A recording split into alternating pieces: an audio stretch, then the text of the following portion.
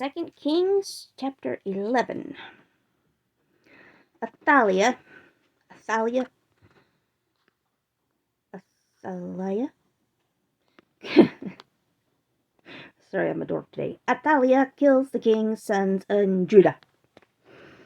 Athaliah was Ahaziah's mother. She saw that her son was dead, so she got up and killed all the king's family.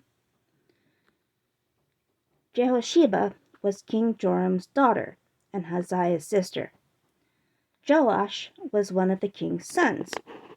While the other children were being killed, Jehosheba took Joash and hid him. She put him and his nurse in her bedroom. So Jehosheba and the nurse hid Joash from Athaliah. That way Joash was not killed. Then Joash and Jehosheba hid in the Lord's temple. Joash hid there for 6 years. During that time, Athaliah ruled over the land of Judah. In the 7th year, Jehoiada, the high priest sent for the captains of the Carites and guards. He brought them together in the Lord's temple and made an agreement with them. There in the temple of the Lord, he forced them to make a promise. Then he showed the king's son to them. Then Jehoiada gave them a command. He said, "This is what you must do. 1/3 of you, from those who go on duty on the Sabbath day, must stand guard at the royal palace. Another third will be at the Sur gate, and the other third will be at the gate behind the guard. This way you will stand guard over the palace on all sides. Your 2 divisions, who go off duty on the Sabbath day, will stand guard at the Lord's temple and protect King Joash. You must stay with him wherever he goes. The whole group must surround the king. Each guard must have his weapon in his hand, and you must kill anyone who comes too close to you." The captains obeyed everything that Jehoiada the priest commanded. Each captain took his men, both those who were going on duty on the Sabbath day and those who were going off duty. All these men went to Jehoiada the priest, and he gave spears and shields to the captains. These were the spears and shields David put in the Lord's temple. These guards stood with their weapons in their hands from the right corner of the temple to the left corner. They stood around the altar and the temple and around the king when he went to the temple. These men brought out Joash.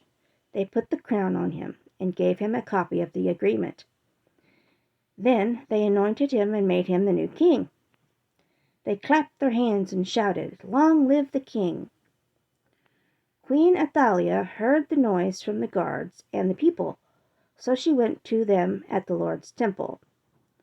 Athaliah saw the king by the column where new kings usually stood.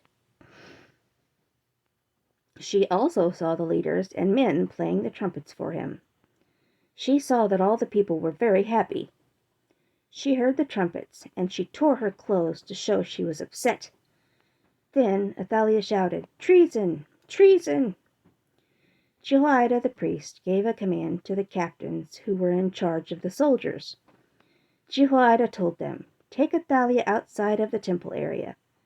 Kill any of her followers, but don't kill them in the Lord's temple."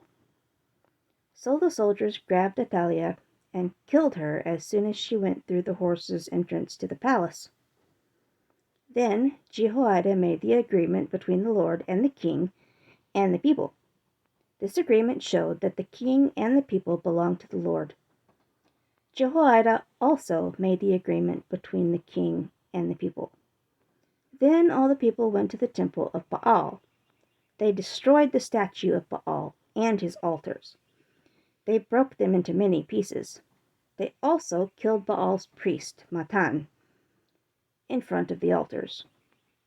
So Jehoiada the priest put men in charge of maintaining the Lord's temple. The priests led all the people. They went from the Lord's temple to the king's palace. The king's special guards and the captains went with the king, and all the other people followed them. They went to the entrance to the king's palace. Then King Joash sat on the throne. All the people were happy, and the city was peaceful. And Queen Athaliah was killed with a sword near the king's palace. Joash was 7 years old when he became king.